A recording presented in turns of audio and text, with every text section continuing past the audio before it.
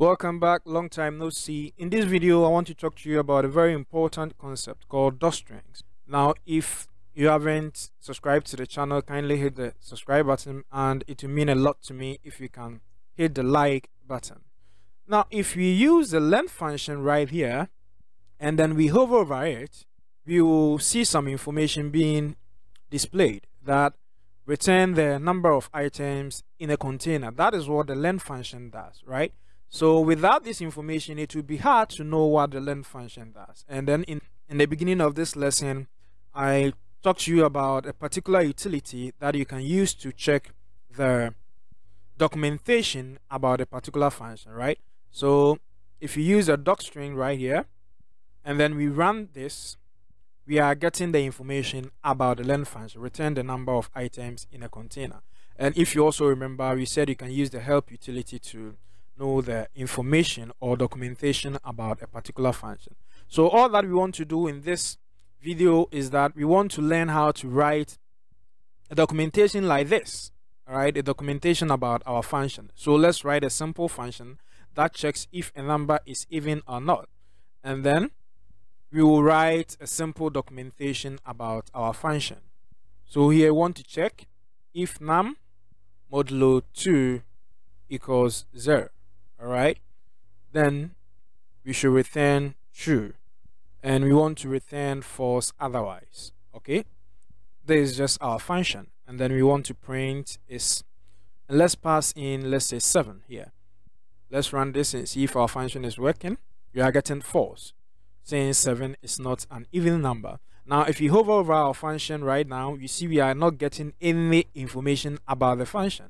All right, so if this function was part of a broader or bigger project, it will be hard for other programmers or even yourself to know what the function does unless you rack your brain and look at the function sternly before you can tell what it does. So you can help yourself and other programmers by writing documentations for your function.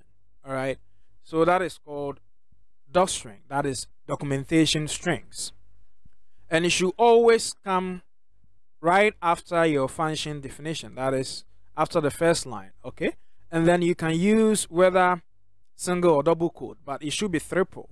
If you remember, you have seen this before, right? We said we can use a triple quote for multi-line commenting, right? So here we just want to write a simple documentation about our function. Let's say checks if a number is even, as simple as that. And then right now if we print, let's say is even dot like this, all right, and then we run our function, we are getting 7, and then we are getting the documentation about our function checks if a number is even. So if we hover over it, our function, you see that that information is now displaying checks if a number is even. So right now, whenever that we take our code, even if it takes ages, years, and then we come back to our code, or other programmer try to use our code, we ourselves and then the other programmer will know exactly what our function does.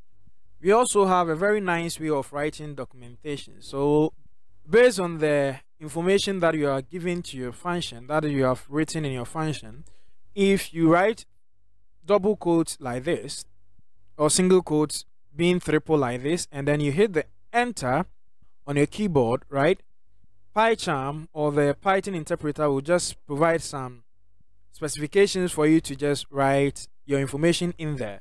Now this, we are seeing a parameter here, but you have to know that if no parameter was here, then this specification wouldn't have been there. So this is a very nice way to write some documentation about your function. So we can put that here, that information that we wrote at first, that is checks if a number is even. Okay, then here the parameter num, what can we provide about the parameter num? It should be an integer, right? Let's say integer. And then here, what does our function return? Return true or false. Okay, so we can put here true or false, as simple as that. Now if we run our function again, we are getting the first one to be false because 7 is not an even number. Number is even param num integer, and then the function returns true or false. So Again, if we hover over our function, we can get the information about our function.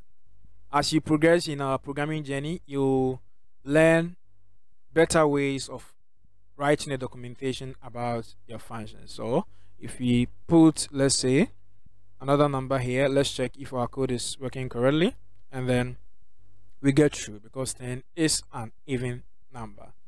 Always make sure that your docstring comes right after the function definition. All right, otherwise the interpreter will take it as a multi-line comment.